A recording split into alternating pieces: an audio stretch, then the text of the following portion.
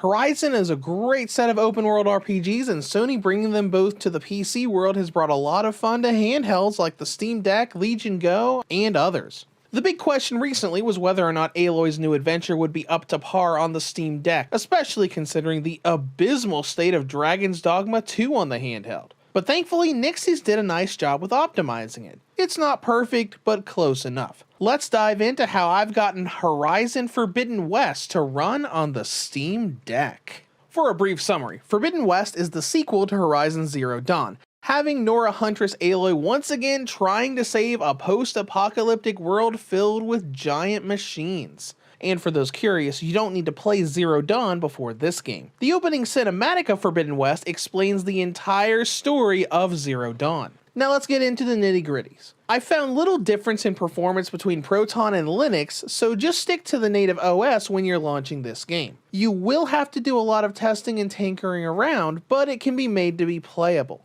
Just don't get too crazy and throw literally everything down as low as it can go. You have the capability of turning everything off, cranking up the upscaling FSR options for ultra performance. We even have a dynamic resolution option to force the game to target certain frame rates at the expense of visuals and resolution. But let's set some ground rules for the settings. First, stay far away from dynamic resolution. It can get you higher frame rates, but this beautiful game will be absolutely horrid to look at if you do, especially if you choose the 45 or 60 FPS options. Second, keep shadows turned on. It will slightly help the frame rate if you turn them off, but shadows help the game's visuals so much that disabling them is like night and day with how the game looks.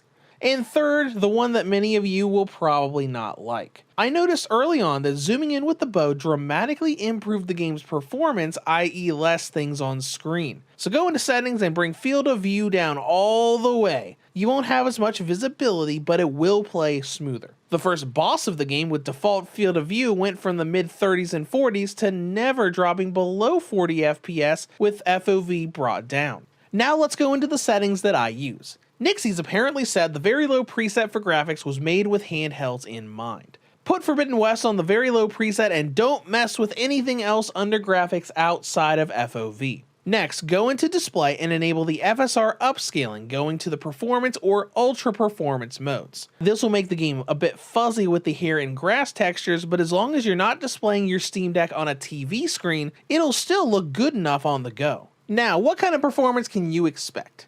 Thankfully, the game's opening hours give a great stress test as to how the game overall will play. You're not going to get a perfect frame rate on the deck, but you can get it to being playable. In most interactions, the frame rate will be all over the place, mostly between 30 and 50 FPS. I found high 30s and low 40s happening most of the time, but there will also be many drops down into the 20s when navigating into new areas and moving around quickly, especially if the camera moves with you, and even more so during cutscenes. The in-game render cinematics will quite often drop into very low FPS territory, even below 20. Thankfully, that's just in cutscenes, and I haven't actually seen the gameplay drop under 20 FPS.